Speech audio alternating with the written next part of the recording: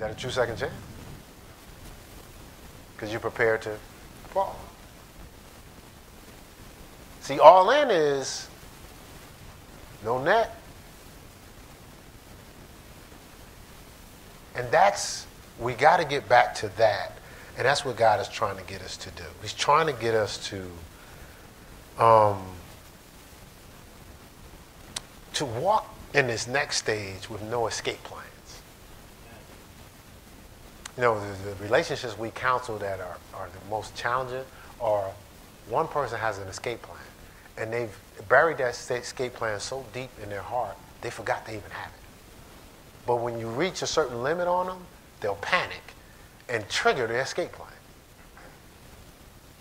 And see, to be all in, there is no escape plans.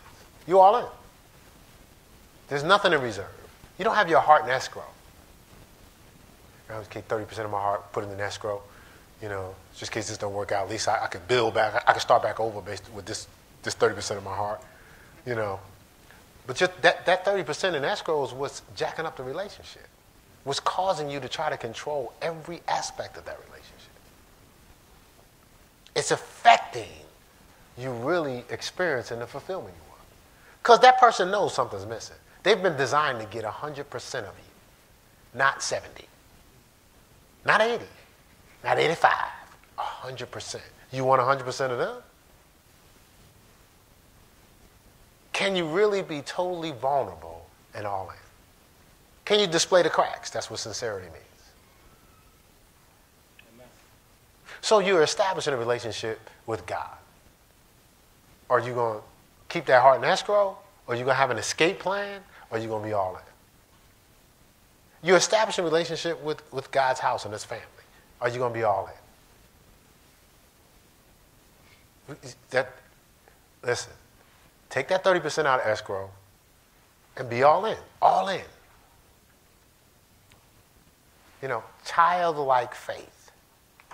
It will help your relationship with God. It will help your relationship as you grow in your church. It definitely will help your relationship with your spouses, significant folk. Because that's what's causing the problem, your fears. Your fears have you insecure, paranoid, and question their loyalty. And you question their loyalty through the lenses you're looking through. They loyal. You just looking through your fears. Because you still got some stuff in reserve. You have to be all in. Then you wonder if they're not valuing you 100%. Well, they don't have 100%. How can they give a full assessment of your value if you're holding some back? You know, you hurt me, but I'm going to give you a second chance. Really? So that second chance that you're giving them would look like the first chance, wouldn't it? When you was all in before you was hurt and put up that wall and said this is what's going to happen to me again.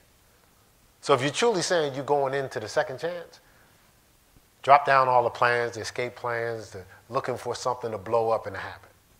Can we try that? Amen. Stevie Wonder, what's with the shades? Okay, I'll talk to you later. It's like, did you just get off the plane from a concert? No, I'm sorry. Because she didn't have them on before. I was like, what? All right. So anyway, you threw me off with that. All right, but I'll get back to where I was. All right, so it's a youth thing with me. I just like talking to youth. All right, so this goal for us now is to go all into it. And now you say to yourself, it's hard if someone's hurt you or you've been hurt before. Well, you're going all in, you're trusting God. That's your thing. So see, that's the importance of having that relationship with God, be all in with him, because he is the one that's giving you confidence that I can give all of myself to this relationship, to this situation, and whatever happens, God got me. But you're trying to protect yourself, and you got your escape plan, you got your heart in escrow, and then you're wondering why you're not getting a fulfilling relationship. You got your hands controlling every aspect. And honestly, that's a lot of work. To keep up with controlling everything, you know, to check every phone number, every text, every phone call, to be digging in every pocket, going through all the drawers. You know, the person leave the house. You know, you act like you sleep, get up, jump up, got your clothes under the cover. So you get up, jump in the car, follow them around, making sure they're going where they're going. Then you got to get back to the house, clean the house up before they get back home, knowing that you was out with them the whole day. Then you saying you tired, and they're like, what you tired for? You just been at the house all day. You don't understand what it means to do work around here. And to follow you around the city all day just to find out you was doing what you said you was going to be doing. That's a lot of work. You can shift all that investment in what? God. If you're going to put in that type of work, because I don't really have time to read. Of course you don't have time to read. You're investigating. You're like Nancy Drew or somebody like CSI. Yeah, of course. You probably don't. You're investigating everything. I saw a hair.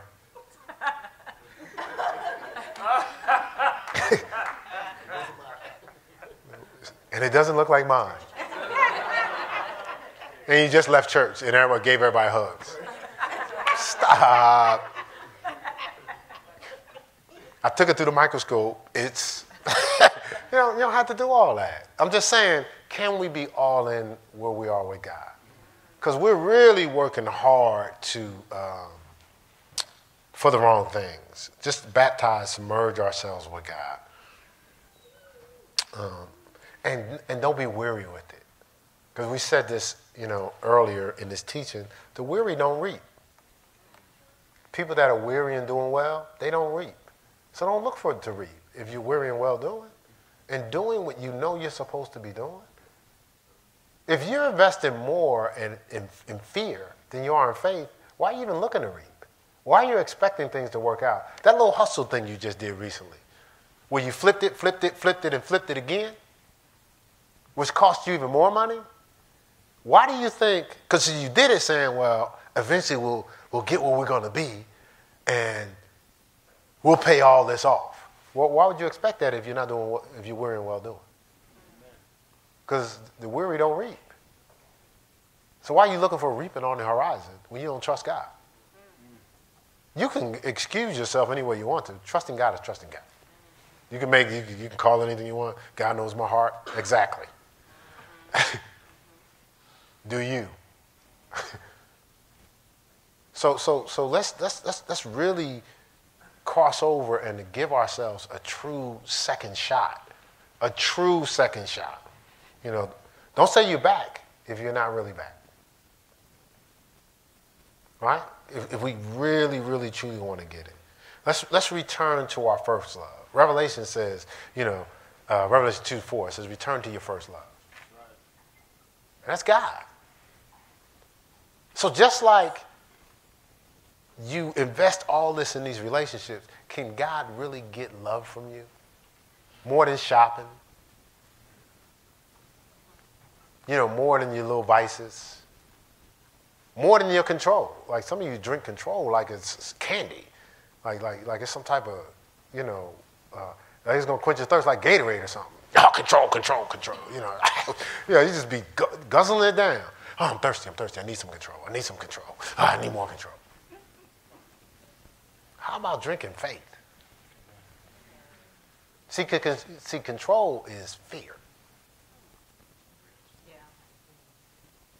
That's a result of fear. And I'm not saying this, I ain't saying no names, I'm not saying this to make you mad, I'm just saying this, you have to be able to get out of that. See, that's not all in. See, I committed to the relationship, but now I'm going to try to control because I think if I don't control, what you doing? Where you going? Well, you need to love me more. What, don't you care about me? The women's retreat, spend all your time with the women. What about me? You choir rehearsal and all that stuff, and it was the children's ministry, you're meeting with them, you're talking to Z all the time. Don't you love me? Well, see, if I'm doing that, for me, that's fear. I have to have a peace at every level of my relationship. I have to trust God at every level of my relationship. And no matter what, If she, she does it. Such and such, this guy, he did a great job of doing such and such. He did. What do you mean he did a great job? You trying to say I ain't doing a great job? Why do you like his job better than the job I'm doing? Stop.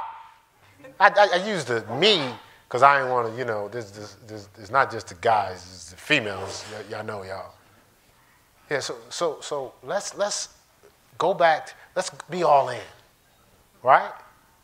All in, right? Amen. All in, right? Amen. All in. All in. So don't even convict yourself because you haven't been. Let's be. You can't go back in time. Amen. I just want you to truly embrace your second opportunity to walk in the gifting and what God has purposed you to do. That's why I'm talking about this. Because I know that this God's doing something. And I want everybody to benefit from what he's doing.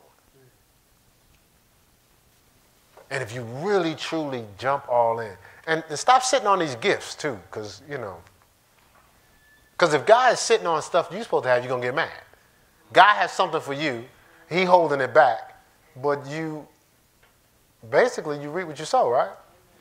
You holding back your stuff. Some of you dance, sing, play, do all types of stuff. Why did God give that to you? I'm trying to do half of the stuff. Some of y'all do without even thinking about it.